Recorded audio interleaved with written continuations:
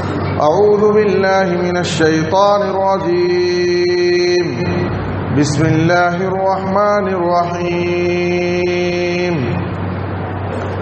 ولا تستوي الحسنة ولا السيئة ادفع بالتي هي أحسن فإذا الذي بينك وبينه عداوة كأنه ولي حميم وما يلقاها إلا الذين صبروا وما يلقاها إلا ذو حظ عظيم سبحانك لا علم لنا إلا ما علمتنا إنك أنت العليم الحكيم رب اشرح لي صدري ويسر لي أمري واحلل عقدة من لساني يفقهوا قولي رب زدني علما۔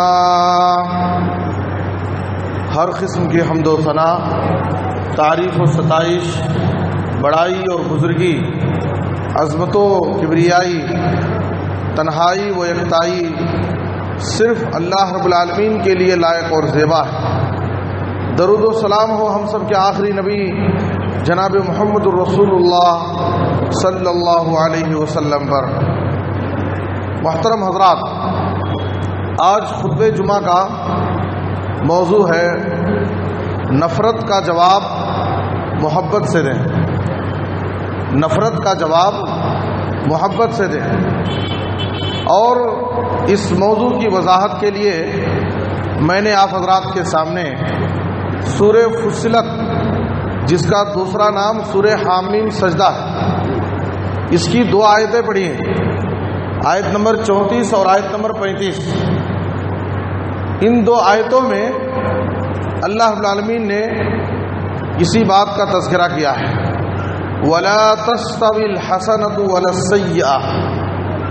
نیکی اور برائی دونوں برابر نہیں ہوتی۔ نیکی نیکی ہے، برائی برائی ہے، ظلم ظلم ہے، انصاف انصاف ہے، حلال حلال ہے، حرام حرام ہے، برابر نہیں ہو سکتے۔ سنت سنت ہے، بدعت بدعت ہے، دونوں ایک نہیں ہو سکتے۔ دونوں میں واضح فرق ہے۔ توحید توحید ہے، کفر اور شرک کفر و شرک، دونوں میں زمین و آسمان کا فرق ہے۔ اللہ نے کہا وَلَا تَسْتَوِي الْحَسَنَةُ وَلَا السَّيِّئَةُ۔ یاد رکھو، کبھی بھی نیکی اور برائی دونوں ایک نہیں ہو سکتے، دونوں برابر نہیں ہو سکتے۔ نیکی کرنے والوں کے لیے بہترین بدلہ اللہ رب العالمین کے پاس، دنیا اور آخرت دونوں جگہ اللہ تعالیٰ ان کی مدد فرماتا ہے، ان کی نیکیوں کا بہترین بدلہ ان کو عطا کرتا ہے، جبکہ برائی کرنے والوں کی اللہ تعالیٰ پکڑ کرتا ہے۔ گنہگاروں کے لیے، نافرمانوں کے لیے، برائی کرنے والوں کے لیے دنیا اور آخرت میں تباہی اور بربادی ہے، ذلت اور رسوائی ہے، ناکامی اور خسارہ ہے۔ اللہ نے کہا وَلَا تَسْتَوِي الْحَسَنَةُ وَلَا السَّيِّئَةُ۔ نیکی اور برائی، اچھائی اور بھلائی، یہ دونوں کبھی بھی برابر نہیں ہو سکتے۔ بھلائی اور برائی دونوں ایک نہیں ہو سکتے۔ اس کے بعد اللہ تعالیٰ نے کہا ادفع باللتی ہی احسن۔ کبھی بھی برائی کو بھلائی سے دفع کرو، نفرت کا جواب محبت سے دیا کرو، دشمنی کو دوستی سے تبدیل کرنے کی کوشش کرو، بد اخلاقی کا جواب حسن اخلاق سے دو، بدسلوکی کا جواب حسن سلوک سے دو، غصے کا جواب صبر سے دو، ظلم کا جواب عفو و درگزر سے دو۔ یہ اسلام کی بہترین تعلیمات ہیں۔ آج سماج اور معاشرے کا حال کیا ہے؟ آج ایک انسان اپنی بہادری، اپنی عقل مندی، اپنی چالاکی اور ہوشیاری اس بات میں سمجھتا ہے کہ اینٹ کا جواب پتھر سے دینا جانتا ہے، اور وہ اس بات کا اعلان کرتا ہے کہ ہم کسی سے کم نہیں، ہم کسی سے کم نہیں۔ وہ ہمارے ساتھ اگر معمولی بدسلوکی سے پیش آتا ہے، اگر ہمارے ساتھ کچھ نازیبا حرکت کرتا ہے، تو ہم انتقام اور بدلہ لینے میں پیچھے نہیں ہٹتے۔ نبی صلی اللہ علیہ وسلم کی سیرت ہمیں یہ بتاتی ہے کہ آپ صلی اللہ علیہ وسلم نے اپنی پوری زندگی میں، آپ کی پوری حیات طیبہ اس بات کا پیغام دیتی ہے کہ آپ نے اپنی ذات کے لیے اپنی زندگی میں کبھی بھی کسی سے انتقام اور بدلہ نہیں کیا۔ ظلم کرنے والوں نے آپ پر ظلم کیا، زیادتی کرنے والوں نے آپ پر زیادتیاں کی، مذاق اڑانے والوں نے آپ کا مذاق اڑایا، گستاخی کرنے والوں نے آپ کی شان میں گستاخیاں کی، ہر طریقے سے آپ پر ظلم و ستم کے پہاڑ توڑے گئے۔ دشمن سے آپ انتقام لے سکتے تھے، ظلم کی سزا دے سکتے تھے، لیکن نبی صلی اللہ علیہ وسلم نے اپنی زندگی میں اپنی ذات کے لیے کسی سے انتقام اور بدلہ نہیں۔ اللہ فرماتا ہے ادفع باللتی ہی احسن، کبھی بھی برائی کو بھلائی سے ہٹاؤ، نفرت کا جواب محبت سے دو۔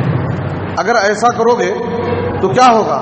فَإِذَا الَّذِي بَيْنَكَ وَبَيْنَهُ عَدَاوَةٌ كَأَنَّهُ وَلِيٌّ حَمِيمٌ، اگر اس وصف کو اپناؤ گے، اس طریقے کو اختیار کرو گے، قرآن کے اس نسخے کو اپناؤ گے، تو تمہارا جو جانی دشمن ہے وہ تمہارا جگری دوست بن جائے گا۔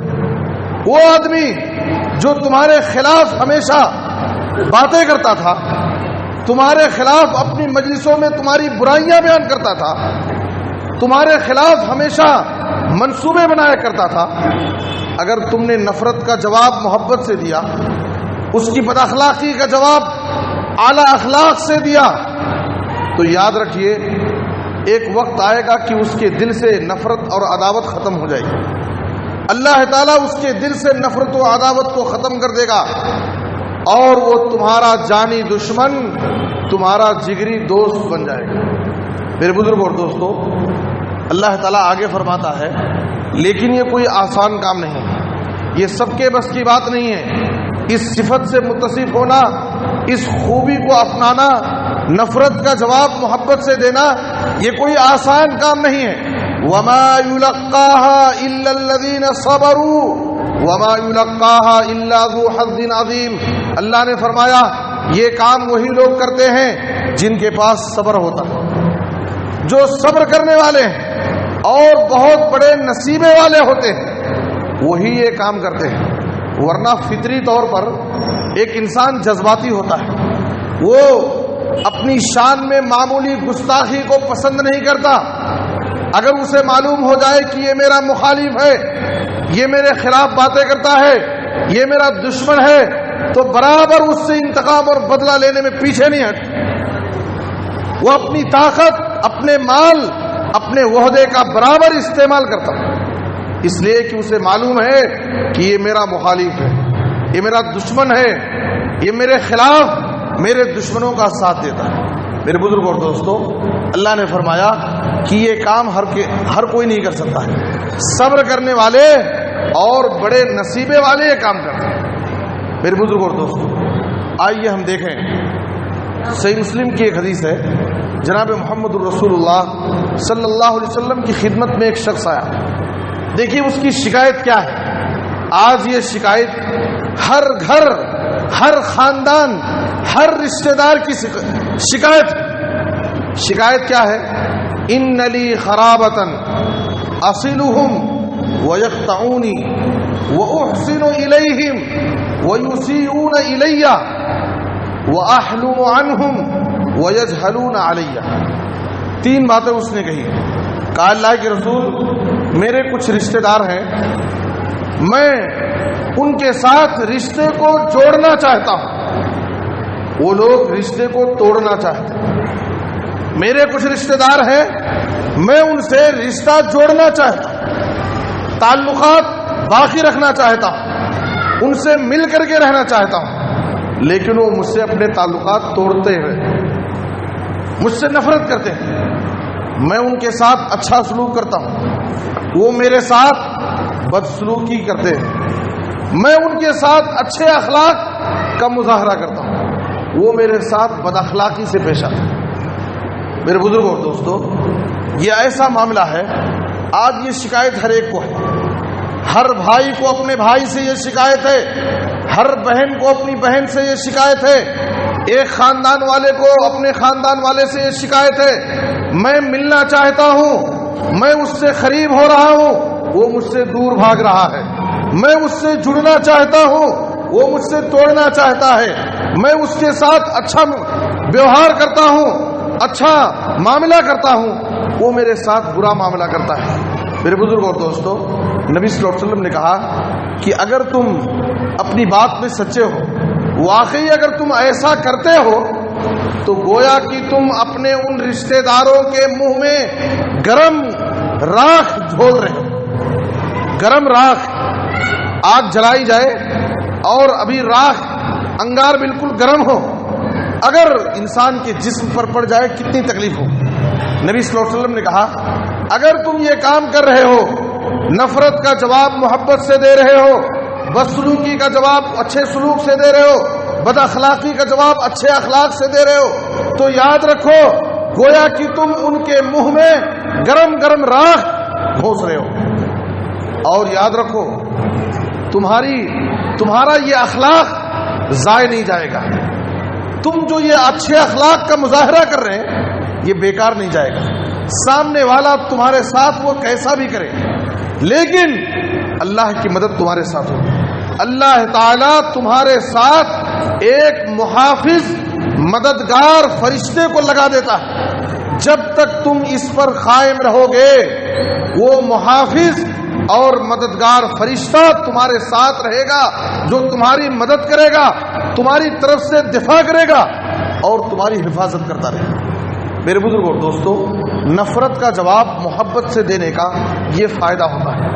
ایک نہ ایک دن نفرت ختم ہوگی، محبت جگہ لے گی اور دشمنیاں ختم ہو جائیں گی، آپس میں محبت پیدا ہو جائے گی، اور ایسا کرنے والے کی اللہ تعالیٰ مدد کرتا ہے اور ان کی حفاظت کرتا ہے۔ دوسری حدیث جو صحیح بخاری میں ہے، نبی صلی اللہ علیہ وسلم نے فرمایا لیس الواصل بالمکافی ولكن الواصل اذا قطعت رحمه وصل۔ آپ صلی اللہ علیہ وسلم نے کہا صلہ رحمی، رشتوں کو جوڑنا، رشتوں کو ملانا یہ نہیں ہے کہ آپ کا رشتہ دار آپ کے ساتھ جوڑ رہا ہے تو آپ بھی جوڑ رہے ہیں، وہ آپ کے ساتھ اچھا معاملہ کرتا ہے آپ بھی اس کے ساتھ اچھا معاملہ کرتے ہیں، وہ آپ کے ہاں آتا جاتا ہے آپ بھی اس کے ہاں آتے جاتے ہیں، وہ آپ کی خوشی اور غمی میں شریک ہوتا ہے آپ بھی اس کی خوشی اور غمی میں شریک ہو رہے ہیں۔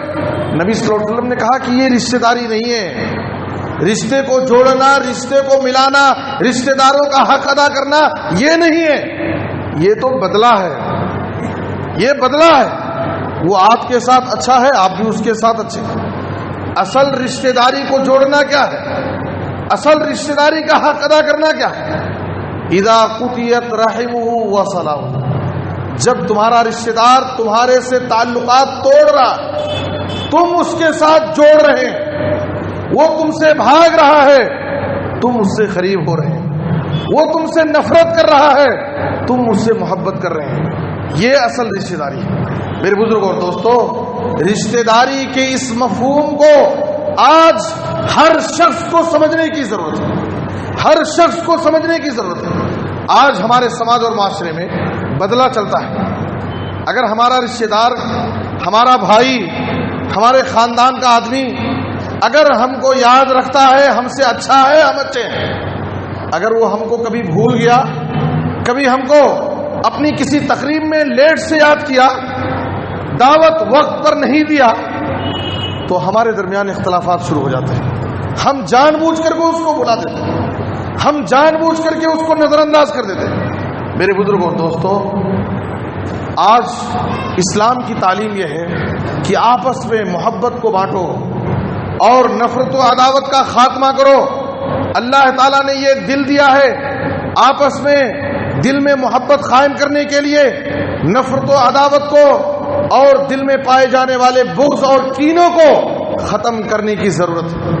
ان کا جو کام ہے وہ اہل سیاست جانے، ان کا جو کام ہے وہ اہل سیاست جانے، میرا پیغام محبت ہے جہاں تک پہنچے۔ ہم دنیا والوں کے سامنے پیار، محبت، ملنساری، اچھے اخلاق، ہمدردی، غمخواری ان تعلیمات کو لوگوں میں عام کرنے کی کوشش کریں. یہی ایک سچے مسلمان کی علامت ہے. اسلام کی تعلیمات یہی ہے. ایک پکے سچے مومن کا کردار یہی ہونا چاہیے. وہ جس گلی میں رہتا ہے، جس محلے میں رہتا ہے، جس بستی اور شہر میں رہتا ہے، وہاں کے لیے وہ رحمت بن کر کے رہے، لوگوں کے ساتھ جڑ کر کے رہے، لوگوں کے کام آئے، لوگوں کا سچا خیر خواہ رہے، اور آپس میں ایک دوسرے کے پیار اور محبت کو بانٹنے کی کوشش کرے. نفرت و عداوت، یہ اختلافات، لڑائی جھگڑے، یہ اسلام کی تعلیمات نہیں ہو سکتی. میرے بزرگ اور دوستو، سورہ حجرات کی آیت نمبر 10 میں اللہ تعالیٰ مومنوں کے بارے میں فرما رہا ہے انما المؤمنون اخوہ، انما المؤمنون اخوہ فاصلحوا بین اخویکم واتقوا اللہ لعلکم ترحمون. اے لوگو، دنیا کے سارے ایمان والے جہاں بھی مومن بھائی ہیں، دنیا کے کسی کونے میں رہتے ہیں، کسی بھی رنگ و نسل سے ان کا تعلق ہو، کوئی بھی تہذیب ان کی ہو، اگر وہ مسلمان مومن بھائی ہے تو ہمیں اس بات کو یقین کرنا چاہیے کہ وہ ہمارا بھائی ہے، وہ ہمارا بھائی. بھائی ہونے کا تقاضا کیا ہے؟ فاصلحوا بین اخویکم. ایک ساتھ، ایک سماج اور معاشرے میں، ایک گھر اور خاندان میں اٹھنے بیٹھنے سے، ملنے جلنے سے کبھی اختلاف ہو سکتا ہے، کبھی آپس میں نفرت پیدا ہو سکتی ہے، لیکن یہ نفرتیں، یہ عداوتیں، یہ اختلافات، یہ لڑائی جھگڑے سال ہر سال جاری نہیں رہنا چاہیے، ہمیشہ کے لیے باقی نہیں رہنا چاہیے، ختم ہونا چاہیے. لوگوں کو ملانے کا کام کرنا چاہیے، لوگوں کو ملانے کا کام کرنا چاہیے. اصلاح بین الناس، لوگوں میں اصلاح کرانے کا، ملانے کا کام کرنا، یہ بڑا فضیلت والا عمل ہے. یہ بڑے افسوس کی بات ہے کہ ہم نے پورا دین، پورا اسلام نماز روزے میں محصور کر کے رکھ دیا ہے. ہم یہ سمجھتے ہیں سب سے بڑا دیندار انسان وہ ہے جو پکا نمازی ہو. ہم یہ سمجھتے ہیں سب سے زیادہ دین پر چلنے والا وہ انسان ہے جو نماز روزے کا پابند ہوتا ہے. یاد رکھیے، نماز روزہ ایک اسلام کی بہت بڑی عبادت، اور نماز روزہ رکھنے والا واقعی دیندار انسان ہے. لیکن ہمیں اس غلط فہمی کو اپنے ذہنوں سے نکال کر ختم کر دینا چاہیے کہ نماز روزہ ہی پورا دین نہیں ہے. ہمارا اخلاق، ہمارے معاملات، ہمارے لین دین، ہماری بات چیت، ہماری زبان، لوگوں کے ساتھ ہمارا اٹھنا بیٹھنا، ہماری رشتہ داری، یہ بھی دین کا ایک بہت بڑا حصہ ہے. یہ بھی دین کا بہت بڑا حصہ ہے جس کو ہم نظر انداز کر دیتے ہیں، جس کو ہم بھول گئے، اور سب کچھ پورا دین ہم نماز روزے میں تلاش کرنے کی کوشش کرتے ہیں. میرے بزرگ اور دوستو، جناب محمد الرسول اللہ صلی اللہ علیہ وسلم کی اس حدیث کو یاد رکھیں. ابو داؤد کی حدیث ہے، آپ صلی اللہ علیہ وسلم نے فرمایا الا اخبرکم بافضل من درجۃ الصیام والصلاۃ والصدقہ. اے لوگو، اے صحابہ، کیا میں تمہیں ایک ایسا عمل، ایک ایسی چیز نہ بتاؤں جو نماز، روزہ، صدقہ سے بھی افضل ہے؟ نفل نماز، فرض نماز تو ضروری ہے، نفل روزہ اور نفل صدقات یہاں پر مراد ہے. نماز، روزہ اور صدقہ، یعنی نفل نماز، نفل روزے اور نفلی صدقات و خیرات سے بھی افضل عمل کیا ہے؟ کیا میں تمہیں نہ بتاؤں؟ صحابہ کرام نے کہا بلا یا رسول اللہ، اے اللہ کے رسول، ہاں کیوں نہیں، آپ ضرور ہمیں وہ چیز بتائیے جو نفل نماز، روزے اور صدقہ اور خیرات سے بھی افضل ہے. آپ صلی اللہ علیہ وسلم نے کہا اصلاح ذات البین، اصلاح ذات البین. دو خاندانوں میں اختلاف ہے، ان کو ملانے کا کام کرو، ان کو ملانے کا کام کرو. دو بھائی آپس میں لڑ لیے ہیں، ان کو جوڑنے کا کام کرو. دو دوست و احباب، دو رشتہ دار آپس میں دور ہو گئے، ان کو قریب کرنے کی کوشش کرو. دو رشتہ داروں میں غلط فہمیاں پیدا ہو گئی ہیں، قریب ہے کہ یہ غلط فہمیاں آگے بڑھ کے رشتہ ٹوٹ جائے، آپ ان کی غلط فہمی کو ختم کرنے کی کوشش کیجیے. یہ کام تمہارے نماز، روزے اور صدقہ اور خیرات سے کئی گنا افضل ہے. نبی صلی اللہ علیہ وسلم کی حدیث ہے، ابو داؤد کی حدیث ہے. میرے بزرگ اور دوستو، ہم سمجھ رہے ہیں نماز روزہ ہی سب کچھ ہے، میں نماز روزے کی اہمیت کو گھٹانا نہیں چاہتا ہوں، اور نعوذ باللہ اسلام میں نماز روزے کی بڑی اہمیت ہے، لیکن میں یہ بتانا چاہتا ہوں کہ یہی سب کچھ نہیں ہے، سب کچھ ہم اسی کو نہ سمجھیں، بلکہ اسلام کی اور بھی تعلیمات ہیں، اسلام کی اور بھی تعلیمات ہیں جن پر ہمیں عمل کرنا ہے۔ آج دنیا والے ہمارے اخلاق کو دیکھ کر کے ہم سے قریب ہوتے ہیں اور ہمارے اخلاق کو دیکھ کر کے ہم سے دور بھاگتے ہیں۔ آج دنیا والے ہمارے کردار کو دیکھ کر کے اسلام پر وہ اعتراض کر رہے ہیں۔ مسلمانوں کا اخلاق ایسا ہے، مسلمانوں کا کردار ایسا ہے، تو اس کا مطلب یہ ہے کہ اسلام انہیں اسی چیز کی تعلیم دیتا ہے۔ میرے بزرگ اور دوستو، ہمیں اپنے اخلاق و کردار کو سنوارنا ہے، اپنے اخلاق و کردار کو سنوارنا ہے۔ نبی صلی اللہ علیہ وسلم نے کہا، نفل نماز، نفل روزہ، نفل صدقات و خیرات سے افضل عمل کیا ہے؟ لوگوں کو ملانے کا کام کرنا، لوگوں کے دلوں کو جوڑنے کی کوشش کرنا، لوگوں میں محبت بانٹنے کا کام کرنا۔ آج ہمارا کام کیا ہے؟ ہم تو جوڑنے کا کام نہیں کرتے، لیکن توڑنے کے کام میں ہم آگے رہتے ہیں۔ لوگوں کے درمیان غلط فہمیوں کو ختم کرنے کے بجائے لوگوں میں غلط فہمیاں پھیلانے کی کوشش کرتے ہیں۔ میرے بزرگوں اور دوستو، آج ہمارے دل نفرت، عداوت، بغض و حسد، کینہ اور کپٹ کی آماج گاہ بنے ہوئے۔ ہمارے دلوں میں نفرت اور عداوت کی آگ جل رہی ہے، ہمارے خاندانوں میں حسد کی آگ جل رہی ہے۔ ہمیں اس آگ کو بجھانے کی ضرورت ہے، ہمیں اس آگ کو بجھانے کی ضرورت ہے، اور دنیا والوں کے سامنے امن اور شانتی، پیار و محبت، الفت اور محبت کا پیغام دینے کی ضرورت ہے۔ نبی صلی اللہ علیہ وسلم نے کہا، افضل اعمال میں سے اس کا شمار ہوتا ہے، نفل نماز، نفل روزے اور نفل صدقات و خیرات سے افضل عمل یہ ہے۔ اور آپ صلی اللہ علیہ وسلم نے کہا، یاد رکھو، وہ فساد ذات البین ہی الحالقہ، یہ آپس کی نفرتیں، یہ عداوتیں، یہ اختلافات، یہ دشمنیاں، یہ تمہارے دین اور ایمان کا صفایا کر دیں گے، تمہارے دین اور ایمان کا صفایا کر دیں گے۔ اختلاف اور انتشار اور بغض و حسد کی آگ میں جب انسان جلتا ہے تو وہ کیا کر لے گا؟ وہ کچھ بھی نہیں جانتا۔ نفرت کی آگ میں جب وہ جلتا ہے تو کوئی بھی حرکت وہ کر سکتا ہے۔ حسد کی آگ جب اس کے دل میں جلتی ہے تو ایک بھائی اپنے بھائی کا قتل کر دیتا ہے۔ آدم کے بیٹے قابیل نے حابیل کو قتل کر دیا جب اس کے دل میں حسد کی آگ جلی۔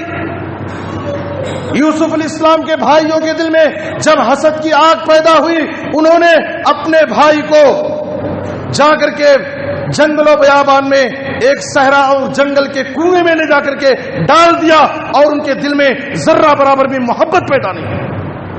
وہ بچے، وہ بھائی جو ایک ساتھ کھیلتے اور کھاتے تھے، جن کے زمانے کا زندگی کا ایک بڑا حصہ ایک گھر میں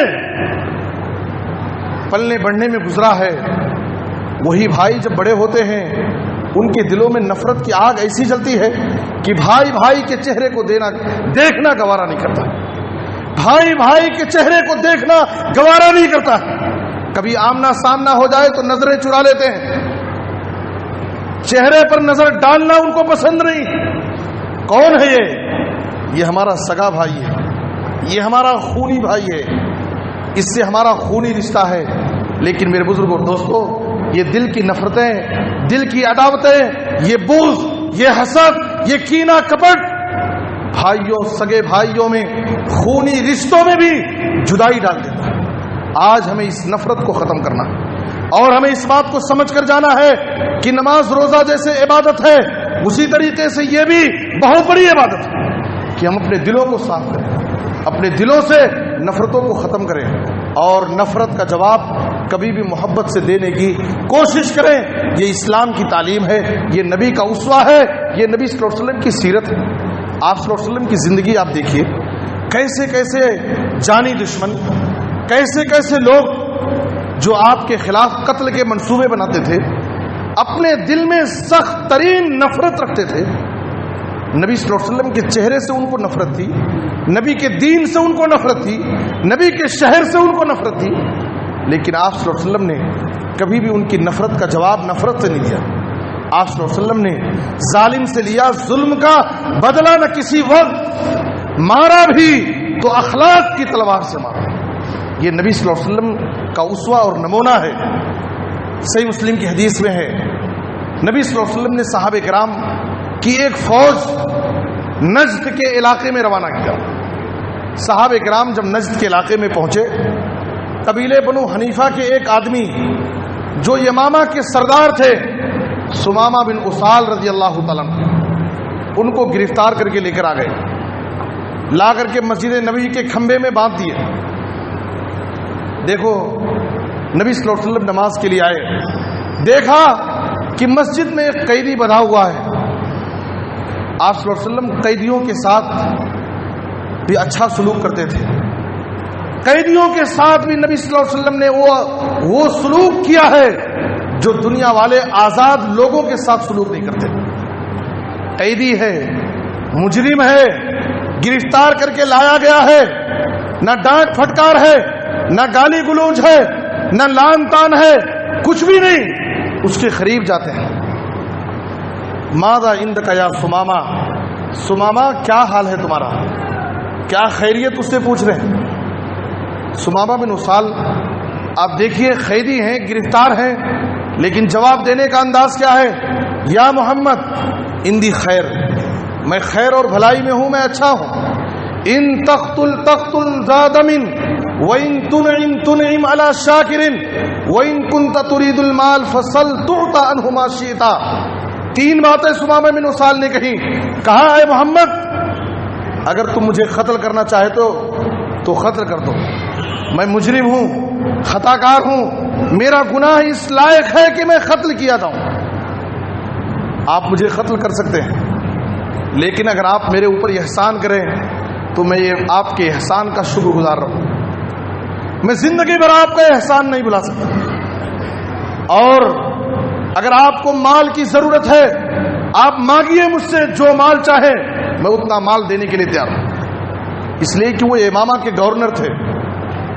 بات ختم ہو گئی، نبی صلی اللہ علیہ وسلم واپس چلے آئے۔ دوسرے دن نبی صلی اللہ علیہ وسلم آئے، سمامہ بن اسال سے پھر خیریت پوچھنے کے لیے گئے۔ ما عندک یا سمامہ، سمامہ بن اسال کیا خیریت ہے تمہاری؟ سمامہ بن اسال نے پھر وہی جواب دیا۔ پھر آپ واپس آ گئے، تیسرے دن نبی صلی اللہ علیہ وسلم ان کے پاس گئے، پھر وہی گفتگو چلی۔ بات سننے کے بعد آپ صلی اللہ علیہ وسلم نے صحابہ سے کہا اطلقوا سمامہ، سمامہ کو آزاد کر دو، سمامہ کو آزاد کر دو، ان کو چھوڑ دو۔ سمامہ بن اسال نے دیکھا، گرفتار کر کے لائے، 3 دن باندھ کر کے رکھے، لیکن کوئی لان تان نہیں، کوئی بھی برا سلوک نہیں، کوئی ڈانٹ پھٹکار نہیں، کوئی ظلم اور زیادتی نہیں، 3 دن احسان کر کے آزادی کا پروانہ عطا کر رہے ہیں، اس نے اپنا بنا کے چھوڑ دیا۔ کیا رہائی ہے، کیا اسیری ہے، اس نے اپنا بنا کے چھوڑ دیا، کیا اسیری ہے، کیا رہائی ہے۔ محمد صلی اللہ علیہ وسلم کے گرفتار کرنے کا انداز بھی نرالا اور چھوڑنے کا انداز بھی بڑا نرالا، کوئی بد اخلاقی نہیں، کوئی ظلم نہیں، کوئی زیادتی نہیں۔ نبی صلی اللہ علیہ وسلم کی اس حسن اخلاق کا اثر کیا ہوا؟ مسجد نبوی کے بالکل سامنے کھجوروں کا ایک باغ تھا، اس میں ایک پانی کا چشمہ تھا، سیدھے اس چشمے کے پاس جاتے ہیں، غسل کرتے ہیں، غسل سے فارغ ہو کر کے مسجد نبوی میں بھاگتے ہوئے آتے ہیں اور بآواز بلند اعلان کرتے ہیں اشہد ان لا الہ الا اللہ واشہد ان محمدن عبدہ ورسولہ، آج سے میں اپنے ایمان، اپنی توحید کا اعلان کرتا ہوں اور میں مسلمان ہو رہا ہوں۔ میرے بزرگ اور دوستو، صرف ہمارا اخلاق، ہمارا کردار، ہماری محبت آج دنیا والوں کو بتانے کی ضرورت ہے۔ آج جو ہمارے درمیان اختلافات ہیں، نفرتیں ہیں، دشمنیاں ہیں، کینہ کپٹ ہے، اس کے بہت برے اثرات سماج اور معاشرے پر اور غیر مسلموں پر پڑ رہے ہیں۔ وہ ہمارے اختلافات کا بہت ناجائز فائدہ اٹھا رہے ہیں. یاد رکھیے ہمارے اختلافات کو ختم کرنے کی ضرورت ہے. وہ امت جو دنیا والوں کو اتحاد و اتفاق کی تعلیم دینے کے لیے آئی تھی، آج وہ اختلاف و انتشار کا شکار ہے. وہ جماعت اہل حدیثوں کی، وہ جماعت جو دنیا والوں کو کتاب و سنت کا درس دینے آئی تھی، آج وہ خود بے عملی کا شکار ہے. وہ لوگ جو دنیا والوں کو اچھے اخلاق کا درس دینے آئے تھے، آج وہ خود بد اخلاقی کا شکار ہے. میرے بزرگوں، دوستو، آج ہمیں اپنے اعمال کا جائزہ لینا ہے، اپنے نفس کا محاسبہ کرنا ہے. ثمامہ بن اسال رضی اللہ عنہ کلمے کا اقرار کرنے کے بعد نبی صلی اللہ علیہ وسلم کی خدمت میں اپنا تاثرات پیش کرتے ہیں. کہا، اللہ کے رسول، میں اپنی زندگی کا حال بتانا چاہتا ہوں. جب تک میں کافر تھا میرے دل کی حالت یہ تھی کہ میری نظر میں سب سے زیادہ جس ذات سے نفرت تھی تو آپ کے چہرے سے مجھے نفرت تھی. مجھے بہت نفرت تھی آپ سے، لیکن کلمہ پڑھنے کے بعد میرے دل کی کیفیت بدل گئی ہے. اس وقت مجھے سب سے زیادہ محبت اگر کسی سے ہے تو آپ کی محبت میرے دل میں بیٹھ گئی. اے اللہ کے رسول، مجھے اسلام کا کلمہ پڑھنے سے پہلے سب سے زیادہ آپ کے دین اسلام سے نفرت تھی، لیکن آج سب سے زیادہ محبوب دین اگر کوئی میرے نزدیک ہے تو دین اسلام ہے. یہاں تک کہ میری نفرت کا حال یہ تھا کہ میں آپ کے شہر سے نفرت کرتا تھا، لیکن آج آپ کا شہر میرے نزدیک سب سے محبوب شہر بن گیا. اے اللہ کے رسول، آپ کے صحابہ مجھے گرفتار کر کے لائے، حالانکہ میں گھر سے نکلا تھا، عمرہ کرنے جا رہا تھا. اس زمانے میں مکہ کے کافر لوگ بھی بیت اللہ کا طواف کرتے تھے. کہا کہ میں عمرے کے لیے نکلا تھا. اے اللہ کے رسول، کیا آپ مجھے عمرے کی اجازت دیں گے؟ نبی صلی اللہ علیہ وسلم نے کہا کہ ہاں جاؤ، عمرہ مکمل کر کے آؤ. وہ عمرہ کرنے جاتے ہیں. عمرے کا طریقہ بدلا ہوا ہے، اسلامی طریقے پر عمرہ کر رہے ہیں. مکہ والوں کی نظر پڑتی ہے. کہا، ثمامہ بن اسال، تو بے دین ہو گیا اور ایک نئے طریقے سے تو عمرہ کر رہا ہے. ثمامہ بن اسال رضی اللہ عنہ نے کہا، اے مکہ والوں، میں بے دین نہیں ہوا ہوں، اب میں دیندار ہوا ہوں، اب میں دین والا ہوا ہوں. میں نے محمد صلی اللہ علیہ وسلم کے دین کو قبول کیا ہے، اب میں دین اسلام پر چل رہا ہوں اور دین اسلام کے طریقے کے مطابق میں عمرہ کر رہا ہوں. اور اے مکہ والوں، میں تمہیں ایک وارننگ دیتا ہوں کہ اب تک میں یمامہ کا گورنر تھا، میری سگنیچر سے، میری دستخط سے یمامہ سے تمہیں راشن ملتا تھا، میں راشن بھیجا کرتا تھا. اب جب تک نبی صلی اللہ علیہ وسلم اجازت نہیں دیں گے، مکہ یمامہ سے مکہ والوں کے پاس راشن کا ایک دانہ بھی نہیں پہنچے گا. نبی صلی اللہ علیہ وسلم کو جب معلوم ہوا تو آپ صلی اللہ علیہ وسلم نے کہا، ثمامہ، اسلام انتقام اور بدلہ لینے کی اجازت نہیں دیتا. اسلام اس بات کی اجازت نہیں دیتا کہ تم ان کے ساتھ یہ معاملہ کرو جیسے تم پہلے ان کو راشن بھیجا کرتے تھے، ابھی بھی ویسے ہی راشن جاری رکھو. میرے بزرگوں اور دوستو، ہمیں دنیا والوں کو اسی اخلاق کی ضرورت ہے تاکہ لوگ ہم سے قریب ہوں اور ہمارے دین اسلام سے قریب ہوں.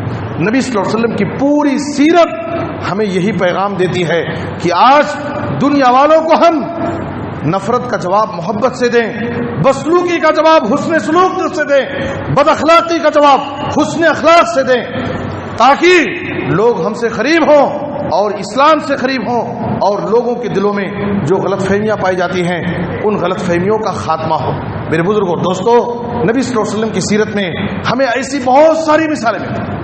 حضرت انس رضی اللہ عنہ کہتے ہیں کہ میں آپ کے ساتھ ایک سفر میں جا رہا تھا، آپ اونٹنی پہ سوار تھے، صحیح مسلم کی حدیث ہے. ایک دیہاتی گستاخ انسان نبی کے سامنے آتا ہے، آپ کی سواری کا لگام پکڑ کر کے آپ کی سواری کو روک دیتا ہے. نبی صلی اللہ علیہ وسلم اپنے کندھے پر ایک چادر رکھے ہوئے تھے، وہ چادر اتنی سختی سے کھینچتا ہے، ایک روایت میں ہے کہ چادر کا نشان نبی صلی اللہ علیہ وسلم کے گردن میں پڑ گیا. دوسری روایت صحیح مسلم ہی میں ہے کہ چادر ٹوٹ گئی، آدھی چادر کا حصہ نبی صلی اللہ علیہ وسلم کے گردن میں لگی تھی اور آدھی چادر ٹوٹ کر اس کے ہاتھ میں چلی گئی. گستاخانہ انداز میں وہ آپ کا نام لے کر کہتا ہے، یا محمد. مانگنے کا انداز کیا ہے؟